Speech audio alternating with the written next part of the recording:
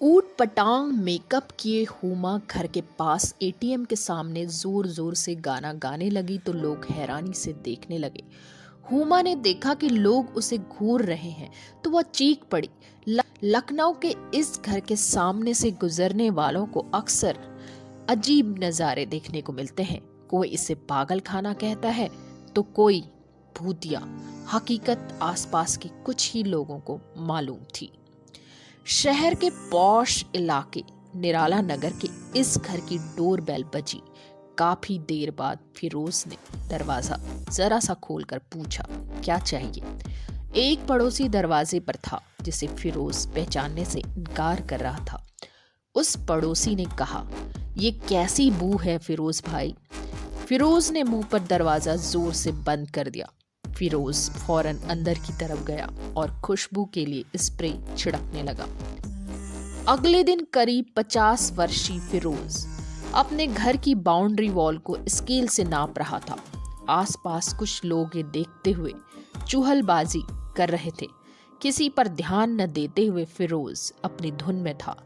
Inch tape से कभी scale से हर एंगल से दीवार नाप रहे फिरोज से फिर एक पड़ोसी ने बदबू आने की बात कही तो फिरोज गुस्सा दिखाकर भीतर चला गया और कुछ अगरबत्तियां जलाकर कई कोनों में रख दी। पिछले साल फरवरी के महीने में दिन ब दिन बदबू बढ़ती ही जा रही थी।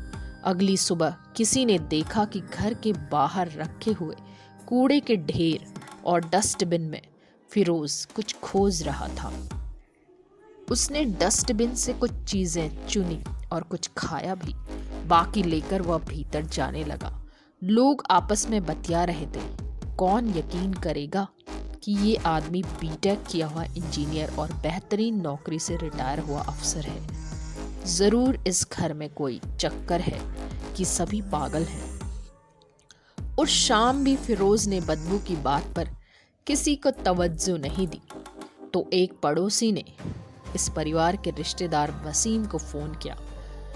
वसीम कुछ देर में पहुंचा तो घर में घुसते ही उसने रुमाल नाक पर रख लिया और एक दो पड़ोसी उसे कुछ दिनों से बदबू आने की बात बताने लगे। वसीम ने कई तरह से कोशिश करने के बाद पुलिस को फोन कर दिया।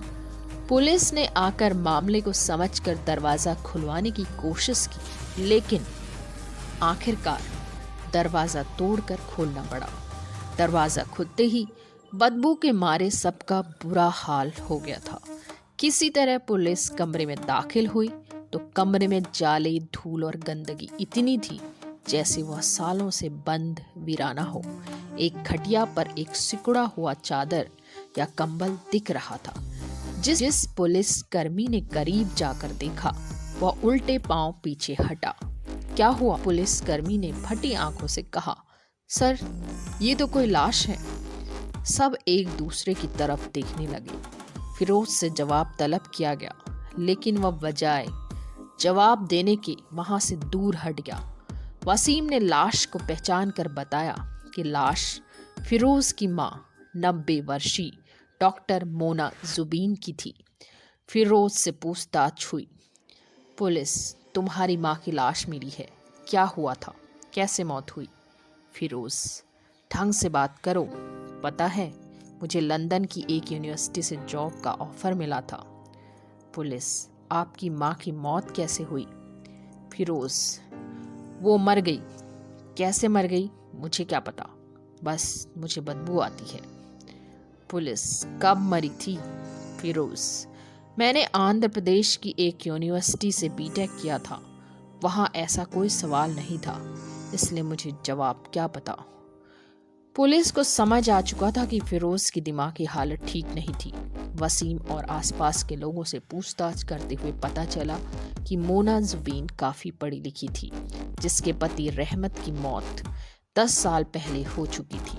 मोना अपने बच्चों यानी फिरोज और फिरोज की छोटी बहन हुमा के साथ इस मकान में रह रही थी।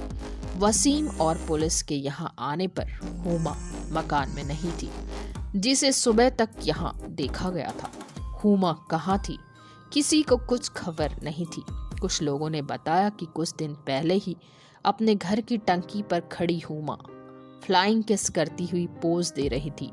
बीच बीच में चीख रही थी कि वह फिल्म स्टार है। हुमा की तलाश करने की शुरुआत करते हुए मोना की लाश को ऑटोप्सी के लिए भेजने का इंतजाम किया गया। पुलिस ने आसपास के लोगों से पूछताछ की तो पिछली कहानी सामने आई। तकरीबन 10 साल पहले इसी तरह इस मकान से बदबू आ रही थी। लगातार कई दिनों तक बदबू इलाके में फैलने और पड़ोसियों के कहने के बावजूद फिरोज और उसके परिवार ने जब कोई कदम नहीं उठाया तो एक दिन लोगों ने पुलिस को फोन कर दिया। पुलिस ने जब घर की तहकीकात की तो एक कमरे में 91 वर्षीय रहमत की लाश मिली थी।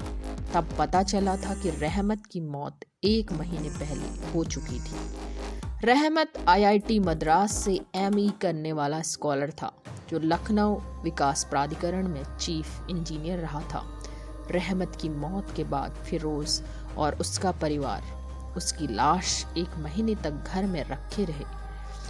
2007 में इस मौत की खबर ने भी पूरे इलाके में सनसनी फैला दी और फरवरी 2017 में इसी तरह रहमत की बीवी मोना की लाश मिलने के बाद लोग इस घर के बारे में बातें करते थे, लेकिन किसी को यह अंदाजा नहीं था कि 2 महीने बाद क्या होने वाला था।